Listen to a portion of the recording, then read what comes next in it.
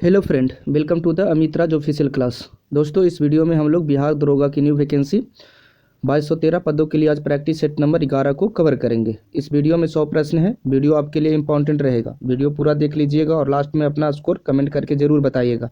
इससे पता चलेगी कि आपकी तैयारी कैसी है। तो चलिए वीडियो शुरू करते हैं।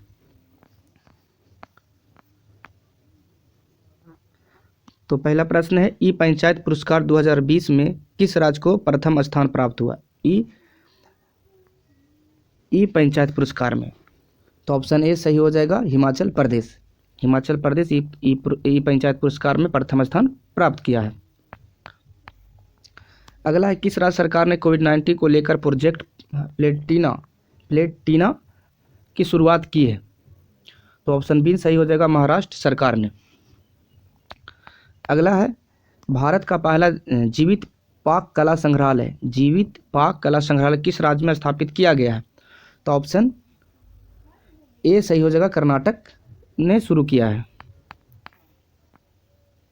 अगला है, फसलों के नुकसान होने पर किसानों को मुआवजा देने हेतु किसान सहाय योजना किस राज्य सरकार द्वारा शुरू की गई है? तो ऑप्शन सी सही हो जाएगा, गुजरात सरकार ने शुरू किया है। अगला है, मैन बुकर अंतर्राष्ट्रीय पुरस्कार 2020 निम्न में से किसे प्रदान किया गया है? मैन बुकर अंतर्राष्ट्रीय पुरस्कार तो ऑप्शन डी सही हो जाएगा, मारिके लुकासा रिजनेवेल्ड को मिला है। अगला है, किस राज्य की मशहूर मिर्च खोला मिर्च को जीआई टैग मिला है? तो ऑप्शन सी सही हो जाएगा, गोवा का मिर्च है खोला मिर्च को जीआई टैग दिया गया है। अगला है, मालाबार सैनिक अभ्यास भारत और किन देशों की नौसेनाओं के बीच हुआ है? तो ऑप्शन डी सही हो जाएगा, उपयुक्त में सभी अमेरिका, जापान, ऑस्ट्रेलिया और भारत चारों मिलकर मालाबार नौसैनिक अभ्यास किया है। अगला है, खनन क्षेत्र में अनुसंधान और विकास को बढ़ावा देने के लिए किस पोर्टल की शुरुआत की गई है? तो ऑप्शन ए सही होगा, सत्यभामा पोर्टल का शुरुआत किया गया है। अगला है, आर्थिक समीक्षा 19-20 के अनुसार भारत का राजकोषीय घाटा जीडीपी का कितना प्रतिशत है? तो ऑप्शन डी सही हो जाएगा, 3.3% जीडीपी का राजकोषीय घाटा है। अगला है, बजट 2020-21 के अनुसार भारत सरकार का कर्ज जीडीपी का कितना प्रतिशत है? भारत सरकार कर्ज अपने कितने कर्ज में है? तो अभी 48.70% कर्ज में है जीडीपी के अनुसार। अगला है, भारत वन स्थिति रिपोर्ट 19 के अनुसार न्यूनतम वनावरण वाला बिहार का कौन सा जिला है? बिहार में कौन सा ऐसा जिला जहां सबसे कम वन पाया जाता है? तो ऑप्शन ए सही हो जाएगा, जहानाबाद में। अगला है, किस देश ने जनवरी 2021 में guided multi launch rocket system फतह-1 को सफल प्रशिक्षण किया है? ऑप्शन बी सही हो जाएगा, पाकिस्तान ने प्रशिक्षण किया है। अगला कहता है, आईपीएल 2020 में सबसे मूल्यवान खिलाड़ी के रूप में किसे चयनित किया गया है? तो ऑप्शन सी सही हो जाएगा, जोफ्रा आर्चर आईपीएल 2020 में सर्वाधिक मूल्यवान खिलाड़ी थे।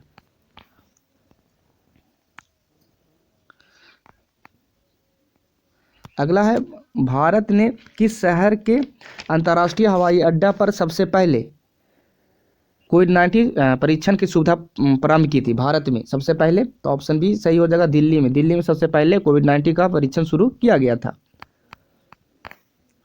अगला है, भारत अमेरिका के बीच तीसरे 2+2 वार्ता सैन्य समझौता का नाम क्या है? तो ऑप्शन डी सही हो जाएगा, BECA। ऑप्शन डी सही होगा। अगला है, बिहार विधानसभा चुनाव 2020 में प्रत्याशियों की अधिकतम खर्च की सीमा में कितने प्रतिशत की वृद्धि की गई है? तो ऑप्शन सी सही हो जाएगा, 10% की वृद्धि की गई थी। अगला है, रक्षा क्षेत्र में विदेशी निवेशकों को आकर्षित करने हेतु भारत सरकार ने रक्षा क्षेत्र के स्वचालित मार्ग के तहत कितने प्रतिशत एफडीआई की मंजूरी दे दी गई है? तो ऑप्शन ए सही हो जाएगा, 74% एफडीआई कर सकता है विदेशी निवेशक को रक्षा क्षेत्र में। अगला है, हरीथा हरम कार्यक्रम की शुरुआत किस राज्य ने किया है? तो ऑप्शन बी सही हो जाएगा, तेलंगाना सरकार ने शुरू किया है। अगला है, how to be a writer पुस्तक के लेखक कौन है? तो ऑप्शन बी सही हो जाएगा, रस्किन बॉन्ड सही आंसर है। अगला है प्रवासी भारतीय दिवस कब मनाया जाता है? तो ऑप्शन ए सही हो जाएगा 9 जनवरी को, क्योंकि 9 जनवरी को ही महात्मा गांधी भारत आए थे अफ्रीका से। अगला है श्री राम जन्मभूमि तीर्थ क्षेत्र ट्रस्ट में कितने सदस्य अनिवार्य रूप से दलित समाज से होंगे? तो ऑप्शन ए सही हो जाएगा, एक सदस्य दलितों से होंगे। अगला है फिट इंडिया मूवमेंट का ब्रांड एम्बेसडर किसे बनाया गया है? ब्रांड एम्बेसडर किसे बनाया? तो ऑप्शन बी सही हो जाएगा, कुलदीप हुड्डा को बनाया गया है। अगला है पर्यावरण प्रदर्शन सूचकांक 2020 में भारत का स्थान क्या था? भारत का स्थान क्या था? तो ऑप्शन डी सही हो जाएगा, 168वां। अगला है दुनिया का सबसे ऊंचा रेलवे पुल कहाँ बनाया जा रहा है? तो ऑप्शन बी मणिपुर में बनाया जा रहा है। अगला है film and television institute of India FTII के अध्यक्ष कौन बने हैं? तो एफटीआई के अध्यक्ष शेखर कपूर को बनाया गया है। ऑप्शन बी सही हो जाएगा। अगला है 2011 के जनगणना के अनुसार न्यूनतम दशकीय वृद्धि दर वाला केंद्र शासित प्रदेश कौन सा है? न्यूनतम दशकीय वृद्धि वाला, तो ऑप्शन ए लक्षद्वीप। अगला है कंसावती परियोजना निम्नलिखित में से किस राज्य में स्थित है? ये स्थित है? तो ऑप्शन डी सही हो जाएगा, पश्चिम बंगाल में यह परियोजना शुरू किया गया है। अगला है लोम्बोक जलमंडरू मध्य किन दो द्वीपों के मध्य स्थित है? तो ऑप्शन बी सही हो जाएगा, बाली और लोम्बोक के बीच में लोम्बोक जलमंडरू मध्य है। अगला है निम्नलिखित में कौन सा गर्म जलधारा है? गर्म जलधारा पूछ रहा है, तो ऑप्शन बी सही होगा, ब्राजील एक गर्म जल धारा है। बाकी फॉकलैंड, लेब्राडोर और कनारी है ठंडी जलधारा है। आगे कहता है निम्नलिखित में से किस वन में शंकुधारी वृक्ष पाए जाते हैं? तो शंकुधारी वृक्ष पाए जाते हैं कौन सा वन में? तो ऑप्शन सी सही हो जाएगा, पर्वतीय वन में शंकुधारी वृक्ष पाए जाते हैं। अगला है निम्नलिखित में से कौन सा सुम्मिलित नहीं कह रहा है? तो ऑप्शन डी सही होगा, कल गुरली खान बॉक्साइड के लिए ये गलत है। बाकी निसाबी खान लौह एक्स से ठीक है, होमस्टेक खान सोना के लिए ठीक है, बलाडीला खान लौह एक्स के लिए ठीक है। तो ऑप्शन डी सही हो जाएगा। अगला है नमकीन क्षेत्र में पाए जाने वाली वनस्पति को नमकीन क्षेत्र में पाए जाने वाली वनस्पति को निम्नलिखित में से किस नाम से जाना जाता है? तो ऑप्शन ए सही हो जाएगा, हेलोफाइट के नाम से जाना जाता है। अगला है निम्न में से कौन सा सही सुम्मिलित है? तो ऑप्शन डी सही होगा, इनमें से सभी इनमें सुम्मिलित है। पिरेनीज पर्वत फ्रांस और स्पेन के मध्य में सही है। जूरा पर्वत फ्रांस और स्विट्जरलैंड के मध्य में, ये भी सही है। वासजेस पर्वत फ्रांस और जर्मनी के मध्य में, तो ऑप्शन डी सही होगा। अगला है भूमध्य सागर निम्नलिखित में किस जल संधि द्वारा अटलांटिक महासागर को जोड़ता है? तो ऑप्शन ए सही हो, जिब्राल्टर जल संधि, क्योंकि भूमध्य सागर का कुंजी कहा जाता है जिब्राल्टर जल संधि को। यह भूमध्य सागर और अटलांटिक महासागर को जोड़ता है। अगला कहता है दक्षिण पूर्व एशिया के निम्नलिखित देशों में से कौन सा एक भूमि परिबंध जिसको लैंडलॉक या स्थल रुद्र देश भी कहते हैं, कौन सा है दक्षिण पूर्व एशिया का? तो ऑप्शन डी सही हो जाएगा, लाओस। अगला इनमें से कौन सी ऋतु भारत में सर्वाधिक चक्रवर्तीय गतिविधियों से संबंधित मौसम है? तो ऑप्शन सी सही हो जाएगा, शरद ऋतु। आगे कहता है जैव अवर्धन से तात्पर्य क्या है? तो इसका ऑप्शन बी सही हो जाएगा, उत्तरोत्तर पोषण स्तरों के जीवों में पीड़कनाशियों की मात्रा का बढ़ना जैव अवर्धन कहलाता है। अब सूची 1 को सूची 2 से मिलान करना है, तो इलेक्ट्रोकार्डियोग्राफ मस्तिष्क के हो जाएगा, ईईजी गलती हो गया, ईईजी मस्तिष्क के लिए, ईसीजी इलेक्ट्रोकार्डियोग्राफ ईसीजी हृदय के लिए, ईओजी आँख के लिए और ईएमजी मांसपेशी के लिए। इस हिसाब से देखेंगे तो ऑप्शन ए सही हो जाएगा, ए का ए, बी का 2, सी का 3 और डी का 4। Option A right answer. अगला है निम्नलिखित में से किसमें पित्ताशय नहीं पाया जाता? ऑप्शन डी सही हो जाएगा, चूहा में पित्ताशय नहीं पाया जाता है।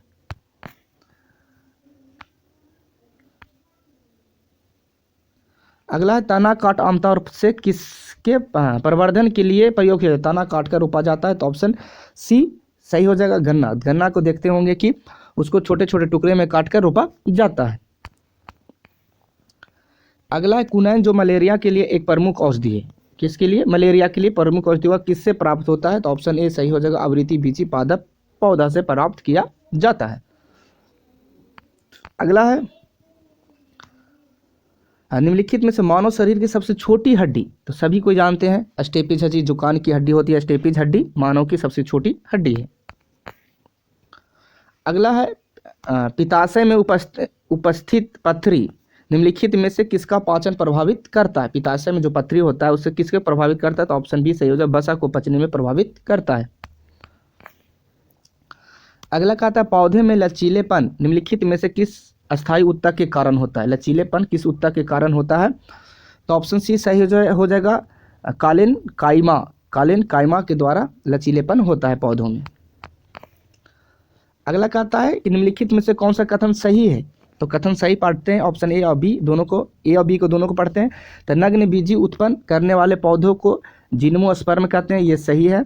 फल के अंदर बीज उत्पन्न करने वाले पौधों को एंजियोस्पर्म करते हैं, ये भी सही है। तो ऑप्शन सी सही हो जाएगा। कथन ए और कथन बी दोनों राइट है। अगला कहता है जंतु का सबसे बड़ा संघ, जंतु जगत का सबसे बड़ा संघ कौन सा है? तो ऑप्शन बी सही होगा। ऑर्थोपोडा, ऑर्थोपोडा संघ जो है जो जंतु जगत का सबसे बड़ा संघ है। आगे परमाणु नाभिक के अवयव होते हैं, जो परमाणु के नाभिक में कौन कौन सा अवयव होते हैं? तो ऑप्शन सी हो जाएगा। प्रोटॉन और न्यूट्रॉन पाए जाते हैं, क्योंकि इलेक्ट्रॉन नहीं पाया जाता। इलेक्ट्रॉन परमाणु के नाभिक के चारों ओर गोले गोले घूरते रहता है, नाभिक में प्रोटॉन और न्यूट्रॉन पाया जाता है। अगला कहता है परमाणु में कक्षाओं को भरने क्रम किस सिद्धांत द्वारा नियंत्रित होता है? तो ऑप्शन ए सही होगा। अपबाऊ सिद्धांत द्वारा नियंत्रित होता है। अगला कहता है MnO2 में Mn का ऑक्सीकरण संख्या होता है, तो ऑप्शन सी सही हो जाएगा। 4 होता है। कितना? 4 होता है। अगला कहता है इनमें से कौन पोटेशियम के का अयस्क नहीं है? पोटेशियम का अयस्क नहीं है, तो ऑप्शन ए सही हो जाएगा। क्रायोलाइट पोटेशियम का अयस्क नहीं है। बाकी तीनों कार्निलाइट, सोनाइट और सिल्वाइन, ये तीनों पोटेशियम का अयस्क है। आगे कहता है किस धातु से बनाई मिश्र धातु को हवाई जहाज तथा रेल के डिब्बों के पुर्जों के काम में लिया जाता है? तो ऑप्शन बी सही हो जाएगा। एल्यूमिनियम। आगे कहता है निम्नलिखित में से किसमें कार्बन की मात्रा अधिकतम होता है? तो कार्बन की मात्रा सबसे अधिकतम किसमें होता है? तो सभी जानते हैं ढलवा लोहा में होता है, और सबसे कम पूछेगा तो पिटवा लोहा में। तो ऑप्शन ए सही होगा। आगे कहता है कि गोताखोर के सांस लेने संबंधी क्रिया में उपयोग किए जाने वाली गैस कौन सी है? गोताखोर कौन सा गैस लेकर उपयोग करता है? तो ऑप्शन बी सही हो। ऑक्सीजन और हीलियम का उपयोग करता है। अगला है जब इनो लवण को जल में डाला जाता है तो बुलबुले बनने का क्या कारण होता है? इनो जब जानते होंगे, सबको इनो पिए होंगे, जिसको जैसे ही पानी में डालते हैं तो कितने बुलबुले निकलते हैं। इसका कारण क्या होता है? क्योंकि उसमें CO2 होता है, उसमें कार्बन डाइऑक्साइड पाया जाता है। आगे कहता है फोटोग्राफी में कौन सा अम्ल प्रयोग किया जाता है? कौन सा अम्ल? तो ऑप्शन डी सही हो जाएगा। ऑक्जेलिक अम्ल प्रयोग किया जाता है।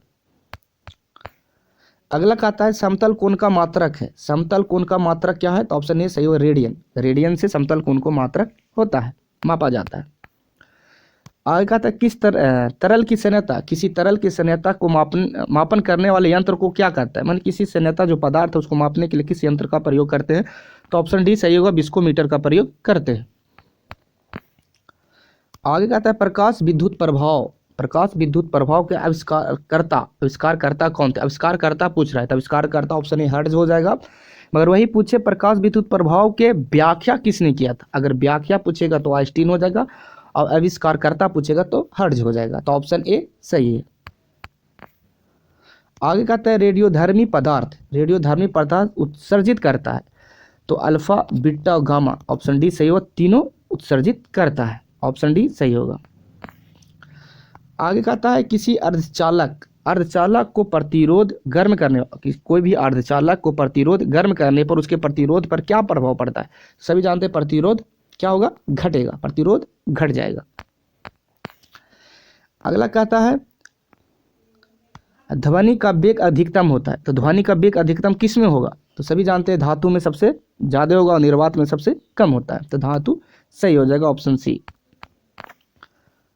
आगे कहता है सर्वाधिक जैव विविधता पाई जाती है, सर्वाधिक जैव विविधता कहाँ पाया जाता है? तो ऑप्शन सी सही है, उष्णकटिबंधीय वन में। कहाँ? उष्णकटिबंधीय वन में सबसे ज़्यादा विविधता पाई जाती है। अगला कहता है निम्न में से कौन एक वैश्विक तापन के लिए उत्तरदायी नहीं? वैश्विक तापन के लिए उत्तरदायी नहीं है, तो ऑप्शन डी सही हो जाएगा, आर्गन। आगे कहता है राष्ट्रीय वन नीति 1952 के अनुसार निम्न में से कौन सा वन का स्वर्ग नहीं है, मतलब कौन सा वन का क्षेत्र में नहीं आता है? तो ऑप्शन बी सही हो जाएगा, राष्ट्रीय उद्यान को नहीं काउंट किया जाता है। आगे कहता है सबसे लंबा जीवित वृक्ष कौन सा है? सबसे लंबा जीवित पूछ रहा है, तो जीवित वृक्ष सबसे लंबा जीवित वृक्ष सिकोया है, सिकोया का वृक्ष सबसे लंबा वृक्ष होता है। अगला है टुमारोज बायोडाइवर्सिटी पुस्तक के लेखक कौन है? टुमारोज बायोडाइवर्सिटी के लेखक कौन है? तो ऑप्शन ए सही हो जाएगा, वंदना शिवा ने टुमारोज बायोडाइवर्सिटी पुस्तक के लेखक है। अगला है भारत में बीमा क्षेत्र का विनिमय कौन सी संस्था करती है? तो ऑप्शन सी सही है, इरडा बीमा क्षेत्र का विनिमय करती है। अगला है दुर्लभ मुद्रा किसे कहते हैं? तो ये सबको दुर्लभ, तो क्वेश्चन से ही पता लग रहा है, ऐसी मुद्रा जो आसानी से सुलभ ना हो, मतलब आसानी से नहीं मिलता, उसे दुर्लभ मुद्रा कहते हैं, ऑप्शन डी सही है। अगला कहता है किसी राष्ट्र की राष्ट्रीय आय होती है, किसी राष्ट्र की राष्ट्रीय आय होती है क्या? तो जानते हैं कि पूरे देश में जो उत्पादन होगा वही राष्ट्रीय आय होगा, तो उत्पादन कार्यों का योगफल ही राष्ट्रीय आय कहलाता है, ऑप्शन बी सही होगा। अगला कहता है निम्न में से भारत का सबसे पुराना स्टॉक एक्सचेंज कौन है? तो ऑप्शन बी सही होगा, बॉम्बे स्टॉक एक्सचेंज सबसे पुराना स्टॉक एक्सचेंज है। अगला कहता है संतुलित विकास का सिद्धांत किस अर्थशास्त्री ने दिया था? तो रेगनर नरकस ने दिया है संतुलित विकास का सिद्धांत।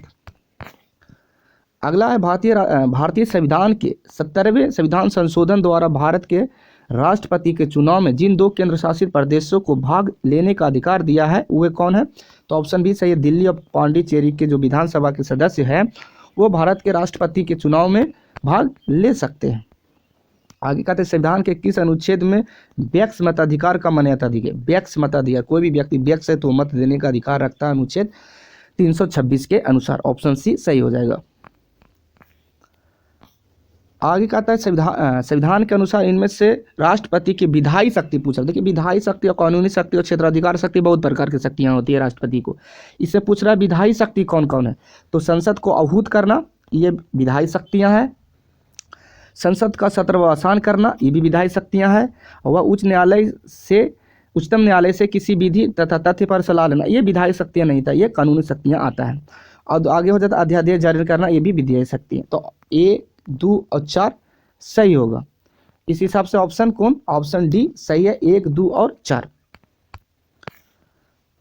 अगला कहता है निम्न में से कौन सही नहीं है, ये पूछ रहा है, सही नहीं है, तो ऑप्शन डी सही होगा। ग्राम पंचायत की बैठक प्रत्येक ग्राम में होती है, ये गलत है, प्रत्येक ग्राम में नहीं होता है, जहां मुख्यालय होता है वहीं होता है। अगला कहता है भारतीय संविधान का भाग 16 संबंधित है, तो ऑप्शन डी सही हो जाएगा, कुछ वर्गों के लिए विशेष उपबंध किया गया है भाग 16 में। अगला कहता है निम्नलिखित में कौन सा विषय समवर्ती सूची के अंतर्गत आता है? समवर्ती सूची के अंतर्गत कौन सा विषय आता है? तो ऑप्शन ए जनसंख्या नियंत्रण, ये समवर्ती सूची के अंतर्गत आता है। अगला कहता है राज्य की नीति निर्देशक सिद्धांतों में किस अनुच्छेद के अंतर्गत अंतर्राष्ट्रीय शांति एवं सुरक्षा के संवर्धन के लिए प्रयास का वर्णन किया गया है? तो ऑप्शन बी सही हो जाएगा, अनुच्छेद 51 में यह वर्णन किया गया है।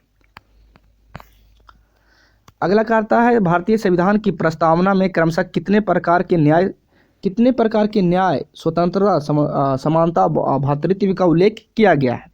तो ऑप्शन ए सही हो जाएगा, 3, 5, 2 और 1। आप लोग भारतीय संविधान, हम भारत के लोग भारत को एक संपूर्ण प्रस्तावना जानते होंगे। उसमें देखते हैं 3 प्रकार के न्याय की बात की गई है, 5 प्रकार की स्वतंत्रता और 2 प्रकार की समानता और 1 प्रकार की भ्रातृत्व का उल्लेख किया गया है। इस हिसाब से ऑप्शन ए सही होगा।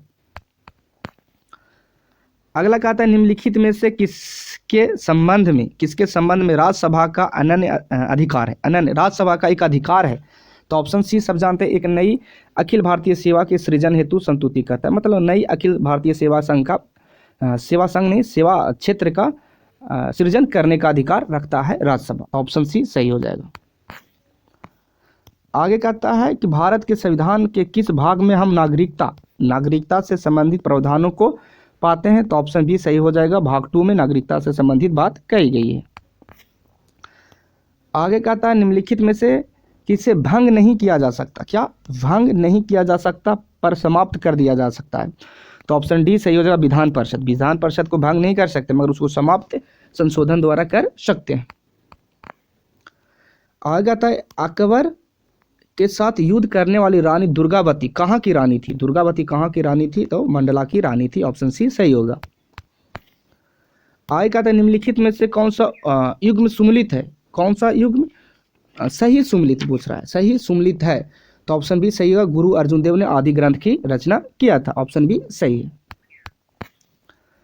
आगे कहता है औरंगजेब की मृत्यु के समय मराठा नेतृत्व किसके हाथों में था? तो मराठा नेतृत्व किसके हाथों में था? ऑप्शन बी ताराबाई के हाथ में था मराठा नेतृत्व। अगला कहता है सुरक्षा प्रकोष्ठ की नीति निम्नलिखित में से किस गवर्नर ने संबंधित है? सुरक्षा प्रकोष्ठ की नीति किसने? तो वारेन हेस्टिंग। ऑप्शन डी सही हो जाएगा, वारेन हेस्टिंग की नीति थी।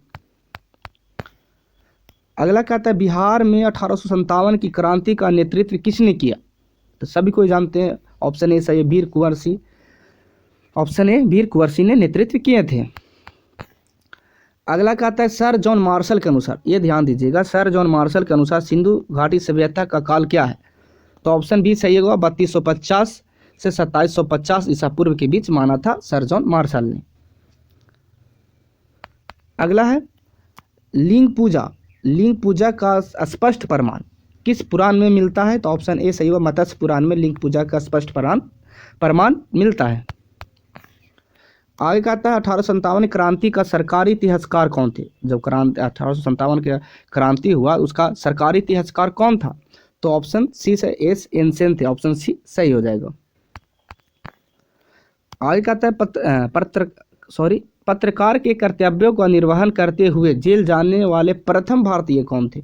पत्रकारिता कर भी रहे थे और उसके बाद जेल भी गए थे। तो ऑप्शन बी सही हो जाएगा, बाल गंगाधर तिलक गए थे जेल। ऑप्शन बी सही होगा।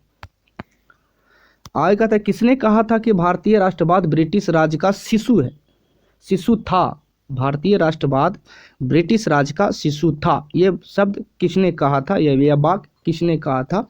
तो ऑप्शन सी सही होगा, आर कोपलैंड ने यह बात कही थी।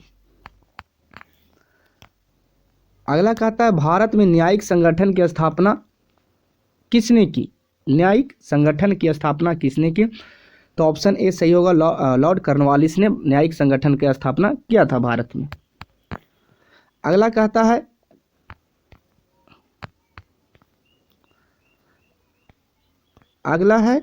नेटिव मैरिज एक्ट को पारित करने में किसने महत्वपूर्ण भूमिका निभाई थी?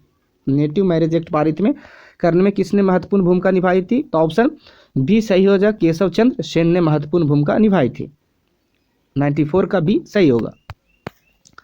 अगला कहते हैं मद्रास महाजन सभा की स्थापना कब की गई थी? तो ऑप्शन ए सही हो जाएगा, 1884 में किया गया था। आगे मैथ का क्वेश्चन है, आंसर बता दे रहे हैं, आप लोग सोल्व कर लीजिएगा। तो 96 का हो जाएगा ए 20 रुपया, 97 का हो जाएगा बी 12,100, 98 का हो जाएगा सी 8 दिन, 99 का हो जाएगा 91 91, 99 का सी हो जाएगा 91, और last one nation one ration card योजना लागू करने वाला पहला संयुक्त रूप से कौन बना? तो ऑप्शन सी हो जाएगा, आंध्र प्रदेश और मध्य प्रदेश ने सबसे पहले one nation one ration card लागू करने वाला पहला संयुक्त रूप से राज्य बना। वीडियो कैसी लगी? अगर वीडियो अच्छी लगी है तो लाइक एंड सब्सक्राइब जरूर करें। धन्यवाद।